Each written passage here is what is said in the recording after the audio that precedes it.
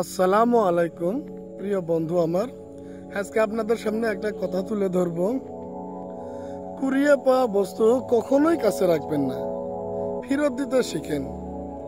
তাই সূরা হুদ 115-তে লেখা আছে, আল্লাহ তাআলা বলেছেন যে ধৈর্য ধারণ করো, আল্লাহ পূর্ণবানদের প্রতিদান কখনোই নষ্ট করেন না। তাই বন্ধুরা আপনাদেরকে বলি, কুড়িয়ে পাওয়া বস্তু কখনোই কাছে রাখবেন না, ফেরত দিতে শিখেন। দেখবেন একদিন না একদিন ঠিকই তার প্রতিদান আল্লাহ তাআলা আপনাকে দিবেন। তাই বলি ধৈর্য ধারণ করুন। ধৈর্য ধারণ করা এক মহান সব। ধৈর্য হয়েছে মিঠা।